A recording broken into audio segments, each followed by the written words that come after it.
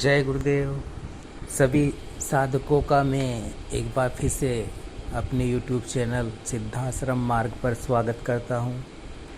और आज जिस विषय को लेकर आया हूं वह बहुत ही महत्वपूर्ण एक विषय है और जो सभी से जुड़ा हुआ है कहीं ना कहीं। अब देखिए विषय क्या है कि एक चीज़ जो हो बहुत ज़्यादा देखने में मिल रही है और ऐसा नहीं है कि पहले से ये जारी है, ये हाल फिलहाल में ही जो है एक ट्रेंड कह लीजिए शुरू कर दिया गया है। कुछ कथावाचक जो बाबा हैं, गुरु हैं, उनके द्वारा ही ये ट्रेंड शुरू किया गया है और लोग कहीं ना कहीं इसको आज्ञा मानकर कह लीजिए या कह लीजिए कि अगर कोई कथावाचक कुछ कहता है तो उनकी बातों को सत्य मानते हुए उसी को धारण कर लेते हैं, उनकी बातों को, और उन पर चलने लगते हैं। अब ये नहीं देखते कि जो उनके पुराने ऋषि मुनि रहे हैं, जो पूर्व काल से जो चीज़ें चली हैं, आ रही हैं चलती हुई, अगर ऐसा होता, क्योंकि देखिए क्या होता है, जो कथावाचक होते हैं वे कथाएं करते हैं और जो पूर्व से संबंधित जो बातें होती हैं, कथा होती हैं और घटनाएं होती हैं, उनको वो लेकर के आते हैं और साधकों के बीच रखते हैं। भक्त जो होते हैं उनके बीच उन बातों को रखते हैं और उनके अनुसार ही जो उनके भक्त होते हैं वह चलते हैं गाइडलाइन में उनकी, और पालन भी करते हैं उनकी बातों का। लेकिन जो कुछ बातें उन्होंने अपने मन से ही जो जारी कर दी हैं अपने द्वारा ही, जैसे कि एक चीज़ जो है वह लड्डू गोपाल को लेकर के है। अब लड्डू गोपाल स्वरूप तो था श्री कृष्ण जी का, है ना, लेकिन उनके द्वारा जो बातें की गई हैं कि आप लड्डू गोपाल को एक तरह से जो भोग उनको लगाएं और भोग से लड्डू गोपाल आपके घर में जो है वह स्थापित हो जाते हैं और जो सुरक्षा करते हैं आपकी भक्तों की, और उनके घर में ही उनके घर के सदस्य की तरह वह एक रहते हैं। तो इस बात में कितनी सच्चाई है और क्या ऐसा करना चाहिए भक्तों को? जो लड्डू गोपाल का ट्रेंड आजकल चल गया है कि हर घर में एक लड्डू गोपाल की स्थापना हो रही है और जो लोग होते हैं, महिलाएं होती हैं, वे एक लड्डू गोपाल मार्केट से जा कर के ले आती हैं और उनके वस्त्र वगैरह सब कुछ उनको धारण करवा करके रोज़ स्नान करवाना उनको, और सबसे पहले लड्डू गोपाल को ही भोग लगाना, और उसके बाद में सब परिवार जो है वह खाना या फिर कह लीजिए भोजन ग्रहण करता है। और उनको जो सभी क्रम उनके करते हैं, शिशु की ही बाती, उनको नहलाना, उनके वस्त्र नए पहनाना और साज सज्जा से लेकर के छोटी छोटी ज़रूरतों को। आजकल तो ये समझ लीजिए कि मैं ऐसी चीज़ें देख रहा हूँ कि कोई भी क्रम नहीं छोड़ा जा रहा। जो एक शिशु को ध्यान रखने में किया जाता है, ठीक वैसे ही उनके साथ में करते हैं देखभाल। तो कहने का मतलब यह है कि क्या पॉजिटिविटी आती है उस घर में जिसमें लड्डू गोपाल की स्थापना इस तरह से की जाती है, और क्या होता है। तो इसको लेकर के मैं थोड़ा सा आपके बीच आया हूँ। अब देखिए क्या होता है कि अगर आप बिना प्राण चैतन्य कोई देवी या देवता की जो मूर्ति की भी स्थापना करते हैं अपने घर में और उसकी पूजा करते हैं, वह चैतन्य नहीं है मंत्रों द्वारा, लेकिन आपने स्थापना कर दी है एक मूर्ति की। मैं बड़ी फ़ोटो या मूर्ति की बात कर रहा हूँ, मैं छोटी फ़ोटो की बात नहीं कर रहा हूँ। जो एक मूर्ति होती है, बड़ी होती है, वो ले आए हैं और उसको आप ना तो प्राण चैतन्य है मंत्रों द्वारा, ना कोई प्रकार की आपने उसको सामग्री जो चैतन्य होती है उसके द्वारा वह उस श्रेष्ठ गुरु के चैतन्यता उसमें प्रदान की गई है और आप ले आए हैं। अब आप उसे भी भोग लगाते हैं तो उसमें भी क्या होता है, उसके अंदर भी जो नेगेटिविटी होती है, जो कुछ गंदगी जो होती है और ऐसी शक्तियाँ होती हैं, जो पिशाची प्रवृत्ति की जो शक्तियाँ होती है वह उनमें प्रवेश कर जाती हैं और आपका पूजन जो भी आप मन जप करते हैं सब वह ग्रहण करती रहती हैं, जो भी आप उनको भोग लगाएंगे वह सब ग्रहण करेगी। ये तो हो गई उस मूर्ति की बात जो भगवान का स्वरूप है, और बिना चैतन्य मूर्ति आपने रख ली है अपने पूजा रूम में, यह एक बड़ी तस्वीर रख ली है। ठीक है, ये उसकी बात हो गई है। अब बात आ जाती है लड्डू गोपाल की। अब लड्डू गोपाल की बात ले लीजिए आपकी, जब आप इसको भोग लगाते हैं, और भोग से क्या होता है, जब आप किसी को भोग लगाते हैं, चाहे वह कोई भी हैं, चाहे वह भगवान हैं, या फिर आप भोग को नॉर्मली भी किसी के नाम से ले जाकर रखते हैं कहीं पर, ठीक है ना, तो उसमें ऊर्जा बहुत अधिक बढ़ती है, वहाँ खिंचाव होता है। अब जब नॉर्मली भी कोई साधक जो होगा भोग रखाएगा, वे भोग प्रक्रियाएं होती है, उनमें किसी देवी या देवता के नाम से जब भोग रखना होता है ना, तो उसने उसकी सिद्धि प्राप्त की हुई होनी चाहिए मंत्रों द्वारा। और जब सिद्धि कैसे प्राप्त होती है, जब हम चैतन्य प्राण युक्त सामग्री द्वारा उसकी साधना करते हैं देवी या देवता की, आपने अपने सामने रखकर, तब पात्रता मिलती है। तब ये एक हमें एक जो है अधिकार मिल जाता है कि जो हम भोग लगाएंगे उस देवी देवता को, वही आएगा और वही उसको ग्रहण करेगा। फिर चाहे हम किसी जंगल में वो भोग रखाएँ उसके बाद में जा कर के, या कहीं रखाएँ, तब वह शक्ति भोग ग्रहण करती है। लेकिन हम क्या करते हैं, हम लड्डू गोपाल ले आते हैं मार्केट से जा कर के। अब लड्डू गोपाल चाहे जैसे भी हों, चाहे चीनी मिट्टी के लड्डू गोपाल हों, चाहे वह तांबे के मतलब लड्डू गोपाल हो, अब हम मार्केट से ले आए जा कर के, और डेली जो क्या होता है भोग लगा रहे हैं, भोग लगा रहे हैं, उनको नहला रहे हैं, धुला रहे हैं, तो उसमें क्या होता है, उसमें भी नेगेटिविटी शक्ति जो नकारात्मक ऊर्जा है वह प्रवेश करेगी, वह प्रवेश कर जाएगी, और अब आपका खिंचाव अत्यधिक हो जाएगा उसकी ओर। आप अपने गुरु को भी भूल जाएंगे, अपना इष्ट को भी भूल जाएंगे, उन्हें भोग नहीं लगाएंगे, अपनी कुल देवता को, कुल देवी जो होती है उसको भी भूल जाएंगे, और केवल उसी का ध्यान रहेगा कि लड्डू गोपाल को नहलाना है, लड्डू गोपाल को कपड़े पहनाने हैं, अब ये टाइम हो गया है, अब लड्डू गोपाल को। कुछ तो महिलाएं अपने साथ ले जाती हैं, जहाँ जाती हैं वहाँ अपने साथ ले जाती हैं कि लड्डू गोपाल को अकेले नहीं छोड़ना है। वो क्या होता है, वो इतना खिंचाव कैसे हो जाता है, वो लड्डू गोपाल नहीं है उसमें, वहाँ लड्डू गोपाल नहीं है, वहाँ श्री कृष्ण नहीं है, वहाँ नकारात्मक ऊर्जा है। वह क्यों है, वह इसलिए है कि जिस मूर्ति को आप ले फिर रहे हैं लड्डू गोपाल बना करके, उसमें कोई प्राण ऊर्जा नहीं है, उसमें चेतना नहीं है। प्राण चैतन्य मूर्ति या कोई भी यंत्र या माला में के बिना भी अगर कोई साधना या ध्यान करते हैं, तो उसमें भी नेगेटिविटी जो होती है वह आ जाती है, नकारात्मक ऊर्जा, पिशाची शक्ति उसमें प्रवेश करती है। अब आप करके देख लें। इसीलिए मैं कई साधकों को कहता हूँ कि आप जब कोई साधना करते हैं, चाहे वह अप्सरा हो या कोई अन्य साधना, अगर आप मार्केट से जा कर के वो यंत्र ले आएंगे और माला ले आएंगे, तो वहाँ वो उस शक्ति से संबंधित जो ऊर्जा है वह नहीं आएगी, वहाँ पर कोई पिशाची शक्ति ही आएगी, नकारात्मक ऊर्जा से कनेक्ट होंगे आप, और उसके प्रभाव और भी ज़्यादा दरिद्रता की ओर ले जाएंगे आपको। वैसा ही लड्डू गोपाल में हो रहा है। जिन्होंने भी लड्डू गोपाल रखे हुए हैं पागल दिमागी रूप से एक तरह से विकसित की ओर अग्रसर हो रहे हैं, क्योंकि 24 घंटे उन्हें केवल लड्डू गोपाल को नहलाना, लड्डू गोपाल को खिलाना, लड्डू गोपाल को ये करना वो करना, सारा टाइम इसी में लगता है। और ये भी नहीं देख रहे हैं वे कि सबसे पहले जो भोग है अपने गुरु को लगाना चाहिए। गुरु से बढ़कर कोई नहीं है। गुरु की तो जो मूर्ति भी होती है, फोटो भी होती है, उसको चेतना की भी आवश्यकता नहीं होती है, इतनी पावर होती है। समझ रहे हैं आप? तो गुरु वो चीज़ होती है, उनसे ही सारी चीज़ें दृष्टिगोचर होती हैं, शक्तियाँ उन्हीं में समाहित हैं, शक्तियाँ उनसे ही संचालित हैं। लेकिन हम ऐसा भी नहीं कर रहे, माता दुर्गा को भूल गए हैं, देवी देवताओं को भूल गए हैं। लेकिन एक नकारात्मक शक्ति, श्री कृष्ण की पूजा कीजिए, लड्डू गोपाल की अगर आपको पूजा करनी है तो आपको पारद लड्डू गोपाल आते हैं, उनकी मूर्ति आप चैतन्य प्राण युक्त जो मूर्ति होती है छोटी, और ज़्यादा बड़ी नहीं लेनी है, एक छोटी आती है लड्डू गोपाल की, और वह पारे के होते हैं, पारद लड्डू गोपाल, उसकी ले सकते हैं। वह अपनी आपको चौकी में केवल स्थापित करनी है और उसका पंचोपचार पूजन करना होता है। जैसे पारद जो गणपति होते हैं,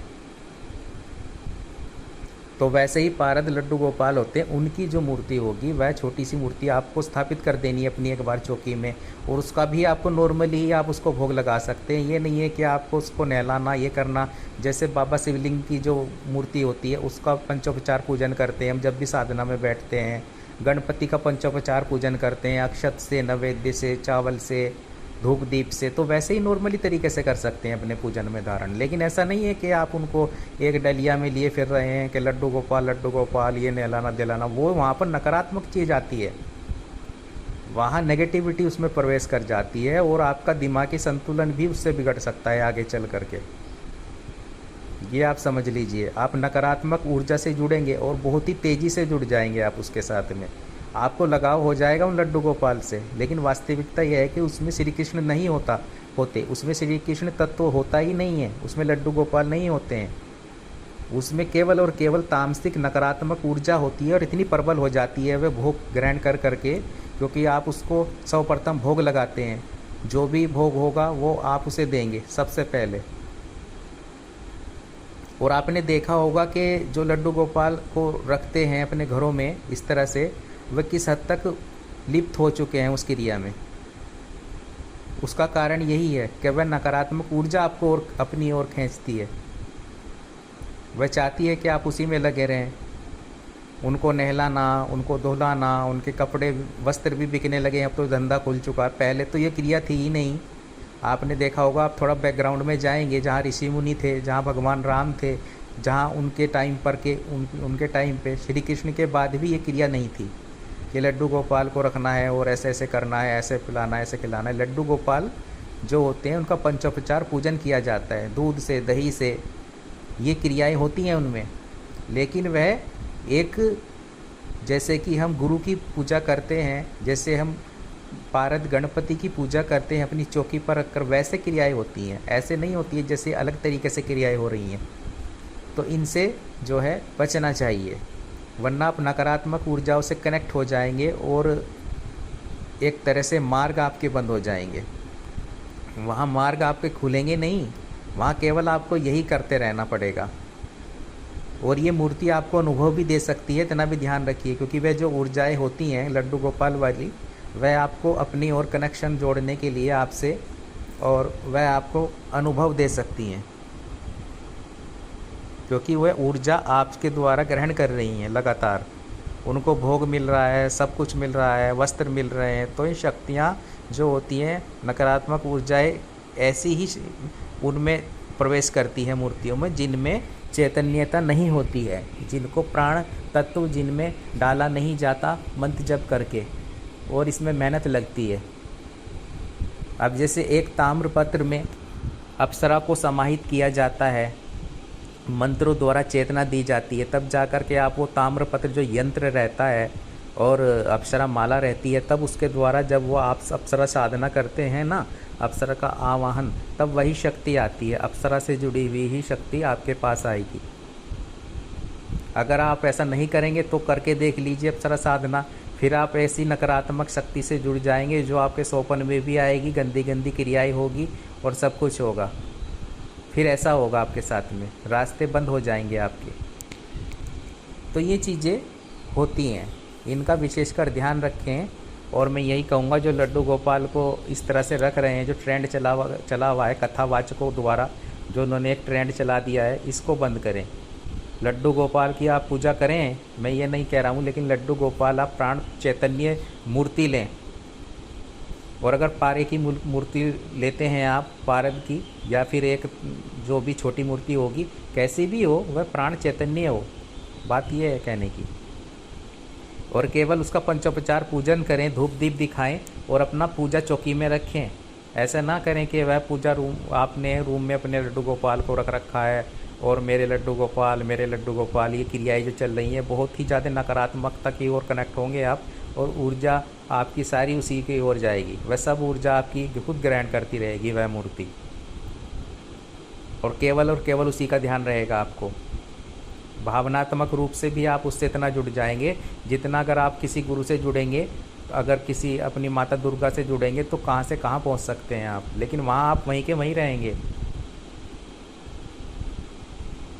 क्योंकि वो बाधित कर देती है सभी क्रियाओं को आपकी। आपका ध्यान कहीं और जाएगा ही नहीं, केवल उनको ही वो करना, उनको ही। लेकिन आपके मन में तो ये रहेगा कि ये लड्डू गोपाल नहीं है, कि भगवान की श्री कृष्ण है, लेकिन वह जो उसके अंदर ऊर्जा बैठी है वो आपको नियंत्रण कर रही है। वह आपको, अब देखिए क्या क्रियाएं होती हैं। मैं इससे संबंधित आपको एक बात बताता हूँ कि जो कुछ शक्तियाँ होती हैं, जब हम नॉर्मली साधनाएं भी करते हैं, कभी कभी हमारे समक्ष आती हैं और उस देवी देवता का स्वरूप में आ जाती हैं। नकारात्मक ऊर्जाएं भी आ जाती हैं हमारे साधना को कभी कभी खंडित करने के लिए तो वह उस स्वरूप में हमको जो है नज़र भी आ जाती हैं कि वह दर्शाना चाहती है कि मैं इस देवी से संबंधित हूँ, उनकी छवि लेकर के। तो ऐसा हो जाता है। लेकिन यहाँ तो क्या क्रिया हो रही है, यहाँ तो डायरेक्ट आप सीधा सीधा जो है भावनात्मक रूप से भी उनको जो है लड्डू गोपाल को श्री कृष्ण की बाल छवि मानते पूज रहे हैं। इसमें आपकी गलती नहीं है, लेकिन आप जो है ना एक ऊर्जा, एक नकारात्मक ऊर्जा को आपने इतना पावरफुल बना दिया है, बढ़ा दिया है कि आप उसी में उलझ गए हैं। तो मैं यही कहना चाहूँगा, केवल और केवल अपने चौकी में स्थान दें लड्डू गोपाल को और पंचोपचार पूजन करें जैसे आप गणपति जी का करते हैं। बाकी क्रियाएं ना करें, ना ही रोज़ नहलाना धोलाना और ये जो क्रियाएं हो रही हैं लड्डू गोपाल के नाम लेकर के, तो आप एक नकारात्मक शक्ति से, ऊर्जा से ना जुड़े, कनेक्ट हों, सीधा श्री कृष्ण से जुड़ें। और जो चैतन्य मूर्ति की स्थापना अपनी चौकी में करें, कर सकते हैं। बाकी थोड़ा दूर रहें इन चीज़ों से, इन क्रियाओं से जो हो रही हैं। तो एक ये विषय था जो बहुत टाइम से मैं देख रहा था, जो मैं आपके लोगों के बीच लेके आना चाहता था। मैं नहीं चाहता कि साधक भटके, उनको एक सही मार्ग मिले। अगर वह कोई भी पूजन करते हैं तो उनको पूर्ण फल मिलना चाहिए। तो ये चीज़ें बहुत ही महत्वपूर्ण होती हैं। अब क्या होता है कि जो कथावाचक होते हैं ये कोई भी बातें बता देते हैं, कभी कभी अपने मन के अनुरूप ही बता देते हैं। कुछ कथाएं अपनी तरफ से जोड़ देते हैं जो वास्तविकता में होती भी नहीं है। उन बातों को भी उन भक्तों के बीच ला कर के रख देते हैं। ना ही इनमें इतनी सामर्थ्य होती है कि वे देख पाएँ। जहाँ तक इन्हें लिखा हुआ मिलेगा, जो पिछला जो बातें होती हैं ऋषि मुनियों द्वारा जो लिखे हुए ग्रंथ हैं, जो कथाएं हैं, उनका तो प्रवचन करेंगे, लेकिन कुछ बातें अपनी तरफ से जोड़ देते हैं कि आप ऐसा करें, आप वैसा करें, वास्तविकता से एकदम से भिन्न। अब भक्तों को तो पता नहीं होता है, वे सीधे साधे होते हैं, वे वही क्रियाएं करने लगते हैं अपने घरों में, तो उनसे समस्याएं और भी ज़्यादा आ जाती हैं। नकारात्मक ऊर्जा जो होती है, आप एक बात समझ लिए, वह शीघ्रता से कनेक्ट होती है किसी भी व्यक्ति के साथ में। सकारात्मक जो ऊर्जा होती है उसको जुड़ने में थोड़ा टाइम लग सकता है, लेकिन नकारात्मकता से आप एकदम जुड़ेंगे। तो नकारात्मकता से बचना है। और अब तो ये ट्रेंड चल गया है, अब तो ये ट्रेंड बहुत तेज़ी से जो है फैल रहा है कि हम भी लड्डू गोपाल रखेंगे, हम भी लेकर के आएंगे। ये जो बातें, और लोग भटक रहे हैं, महाविद्याओं साधनाओं से दूर जा रहे हैं, जो देवी देवता हैं उनसे दूर हो रहे हैं। तो ये मार्ग एक अलग ही मार्ग इन्होंने दे दिया है उनको। और मार्ग इसलिए देते हैं कि मार्ग ही ना मिल पाए, फिर उनकी कथाएं कौन सुनेगा। आप मुझे बताइए, अगर उनको मार्ग मिल जाएगा, जो कथा सुनते हैं, वहाँ पर बैठते हैं, श्रवण करते हैं, वो पहले की जो बातें हैं वे आपको सुनाते हैं और कथाएं सुनाते हैं, उससे क्या होगा, उससे कोई आप उनके दरबारों में जाना ही छोड़ देंगे। अगर आप किसी शक्ति से कनेक्ट हो गए, फिर आप कथा सुन के क्या करेंगे? फिर तो आप आगे के लिए बढ़ेंगे ना, फिर तो आपका मार्ग खुलेगा, फिर आप महाविद्याओं से जुड़ेंगे, फिर साक्षात आप भैरव जी से जुड़ेंगे, साक्षात माँ पीताम्बरा से जुड़ेंगे जब इनकी साधनाएं करेंगे। तंत्र बाधाओं को यहाँ आपकी जीवन से निकाल देंगी, शत्रुओं को समाप्त कर देंगी। ऐसी ऐसी महाविद्याएँ हैं, ऐसे ऐसे मंत्र हैं, जब डायरेक्ट साधक शक्तियों से कनेक्ट होगा। और कोई भी शक्ति साधक जो होता है कथा में नहीं जाता है। एक बात का श्रवण आप मेरे जो है थोड़ा ध्यानपूर्वक सुनना, वह कथाओं में जाकर नहीं बैठेगा जो भी शक्ति से जुड़ा हुआ है, क्योंकि उसका कनेक्शन डायरेक्ट उस शक्ति से हो गया है। वह चाहे तो स्वयं अपना दरबार लगा सकता है, लोगों को कथाएं सुना सकता है, लेकिन वह नहीं जाएगा वहाँ पर, क्योंकि उसका मार्ग अलग है।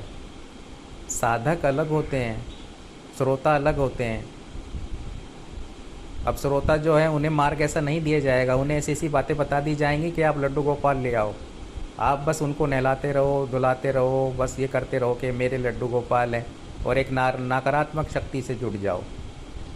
अगर उन्हें पूरी जानकारी देनी थी तो आपको पूरी जानकारी प्रदान करनी चाहिए थी। उनको कहना चाहिए था कि आपको प्राण चैतन्य युक्त जो लड्डू गोपाल है उनकी स्थापना अपनी चौकी में करनी है, और उनको एक पूजा का क्रम में जोड़ लेना है अपने साथ में। जैसे आप भगवान गणपति को जोड़ते हैं, सर्वप्रथम उनकी पूजा भी करते हैं, गुरु की भी करते हैं। अपने बाजोट पर जो कुछ देवी देवताओं की जो आप फ़ोटो रखते हैं, वैसे ही लड्डू गोपाल को रख सकते हैं। लेकिन एक आपको अलग ही उसमें उलझा दिया है उन्होंने, ताकि आप उनसे जुड़े रहें और उनके राधा राधा और कृष्ण कृष्ण करके आप उनके दरबारों में भी जाते रहें और उनकी कथाएं का भी श्रवण करते रहें।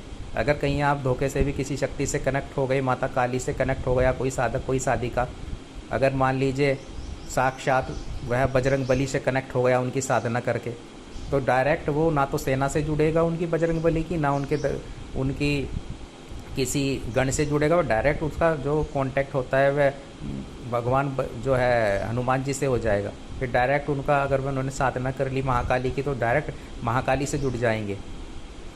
समस्त चीज़ें उनके सामने धीरे धीरे दृष्टिगोचर होने लगेंगी स्वयं ही। तो ये मार्ग अलग है और एक वह मार्ग अलग है, लेकिन वह मार्ग में भटका देते हैं और आपको एक ऐसी चीज़ें बता देते हैं जिनसे आप बार बार उनकी कथाओं में आए। मैं ये नहीं कहता कथा गलत है सुनना, लेकिन मैं कहता हूँ कि जो वास्तविकता है उससे अवगत रहें। जो है वास्तविकता से अवगत होना साधकों के लिए, साधिकाओं के लिए आवश्यक है। और ये मैं इसीलिए कहता हूँ जो चीज़ें होती हैं, पॉजिटिव शक्ति से जुड़ना बहुत ही आवश्यक होता है। नकारात्मक ऊर्जाओं से जुड़ना बहुत ही जो है वह आपके लिए जो है मुश्किल में डाल सकता है आपको, और दिमागी रूप से भी आपको विकसित कर सकता है। अगर आप बिना प्राण चैतन्य सामग्रियों द्वारा और मूर्तियों उसकी जो है पूजा करते हैं, वहाँ आप नकारात्मक ऊर्जाओं से ही जुड़ेंगे। क्योंकि कई सारी जो आत्माएं हैं अब जो भटक रही हैं वायुमंडल में, वह इसी की तलाश में रहती हैं कि कैसे कोई ऐसा या तो शरीर प्राप्त हो जाए या फिर कोई ऐसी जो है मूर्ति और फ़ोटो मिल जाए जिसके द्वारा हम प्रवेश करके भोग ग्रहण करते रहें, ऊर्जा जो है वह अपना जो है वह लेते रहें। तो इसलिए बहुत ही सतर्कता के साथ में आप जिस भी देवी देवताओं की पूजा करें, मूर्ति लाएं घर में, वह चैतन्य होना आवश्यक है पूर्ण रूप से। वैसे उसकी स्थापना ना करें, ना ही उसको पूजें। तो उम्मीद है कि आप थोड़ा मेरी बातों को समझे होंगे, और जब भी करें पूर्ण जानकारी के साथ करें। साधना मंत्र और चीज़ों को समझते हुए धारण करें किसी भी देवी देवता को। ठीक है, तो जय गुरुदेव, जय माँ छिंद।